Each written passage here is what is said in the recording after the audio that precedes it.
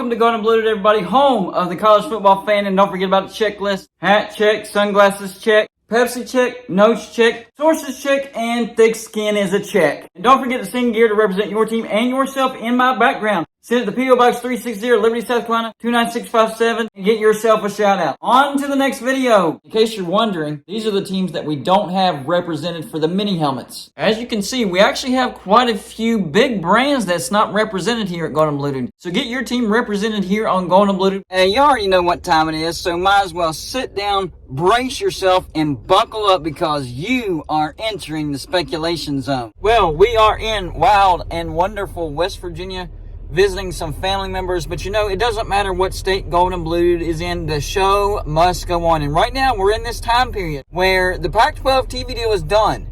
We don't know the numbers. We don't know how the teams feel about it, but the Pac-12 TV deal itself, it's done. And I'm hearing that there's 2 days. We've got to wait 2 days. These teams are looking at this TV deal and trying to figure out if they like this TV deal or not. But the TV deal is done. I'm hearing we should hear something, whether it's good or bad, by Monday. That's what I'm hearing. I'm not predicting that. I'm just saying that's what I'm hearing. So we're kind of in this flux position where we know there's a Pac-12 TV deal. We don't know the numbers. We don't know the reactions of these teams, but we know it is done. And there's two different reactions that we've seen so far. The first one is from Utah. I don't know if this reaction was based on the TV deal or other stuff that's being said, but Utah has come out and said, we're not thinking about the Big 12. Not at all. We are focused on academics. We think that if we went to the Big 12, it would hurt our academics revenue and income, whether it's research, whether it's the medical field, whatever the case may be. They think that by moving to the Big 12, it's going to hurt all that, and they're going to make less money when it comes to academics. And I understand that. And I'm not trying to paint Utah to be the bad guy. Not at all. What I will say this is they needed to at least leave the door open. That's the only thing that I don't agree about this. They have shut the door. They have basically said it's not going to happen. If we go to the Big 12, it's going to hurt us. We're not going to the Big 12. There was no wiggle room left. So if the Pac-12 doesn't survive this, what can Utah do? Does the Big 12 be like, it's all right, we understand, we'll bring you in anyways, the Pac-12's done and over with, you're a great brand, we understand you're all about academics, you thought you were doing the best decision in your own interest, so we'll take you now. Or are they like, no, we got these other teams, you said no, so sorry Utah, we're not bringing you in. I think it's a little bit of a dangerous game that Utah is playing. And we already know that Mark Harlan, the athletic director, came out and responded to Dennis Dodd's tweet and said, give me a break. And that created a firestorm. I created several videos based on that particular tweet. And a lot of people, including myself, speculated, well, maybe they heard some inside info that maybe the Big X is interested in Utah. So far, I haven't heard any developments on that situation. I've made a few videos on a possible pitch as far as Utah going to the Big X. I've made several videos, not going to lie about that. But as far as the story actually developing and hearing more news about the Big X possibly being interested in Utah, I haven't heard anything about it. So is this the case? For Utah, is it Pac-12 or bust? Because that's what I'm seeing. Just going by what they're saying and their response, and then their newest comments of we're not going to the Big 12. We think that would hurt us academically and as far as our income and revenue goes when it comes to academics, medical, all that stuff. It sounds like they're shutting the door. It sounds like they're giving a flat no chance, it's not happening. And let me say this, I am not bashing Utah for putting academics first. Not at all. You have your Stanfords out there, you have your Cals out there, you have a lot of institutions that do put academics first. But I don't know if Utah is in a position to where they can negotiate with their academics. I really don't. And if you're trying to work that NIL situation, Utah kind of poses this question, hey, we're doing well with our NIL. We have our market over here out in the West. Why would we go out east? Well, you would go out east because it would give you more exposure. Now, I understand the academic argument, but if you want to go over to the NIL argument, that's a completely different story. If you're talking about the NIL, the right decision would be the Big 12. So don't come off as fake and acting like that you're focused on your athletics, because the Pac-12 decision is academics. And I'm not trash talking Utah for that, not at all. I'm just saying that was a fake response as far as when it comes to the NIL and their athletic situation. The best decision would be to go out east. I mean, the entire viewing population of the United States, 80% on the east side of the United States. So that's like a no-brainer. That's simple math right there. So that seemed a little disingenuous by Utah saying that. But I do understand the academics thing. The only issue that I had was they didn't leave the door open at all. So now they're putting their eggs in the basket of the Pac-12, all their eggs in the basket of the Pac-12. What if it doesn't work out? What if teams do start bolting for the Big 12? Now they don't have a choice. Now they hope that the conference that they turned down accepts them and understands their position previously. That's all I'm saying. I'm not saying it's wrong to choose academics over athletics. That is not what I'm saying. What I'm saying is Utah should have left the door cracked open just a little bit, just like Arizona is doing. And a lot of people are taking that interview that the Arizona president took out of context. What he said was, no Pac-12 team is leaving before they see the TV deal. He didn't say no Pac-12 team is leaving ever, period. Not going to happen. We're sticking together. That is not what he said. What he said, no Pac-12 team leaving before we see the TV deal. And right now, we're in that phase. What he mentioned, we are in that phase. These teams are looking at the Pac-12 TV deal, which nobody still knows the number. The only people that knows the number of this proposed TV deal are the Pac-12 teams themselves, if they've seen the TV deal. Now, we've heard news and rumors anywhere between 22, 25, maybe even 28 million on a best-case scenario. And even in that scenario, a lot of people are suggesting that the production costs would cost the Pac-12 teams around 7, 8 million a year, so that shaves it down to 21 million per team per year. Any way you look at it, they're not going to be able to get a TV deal that's better than the Big 12. Maybe a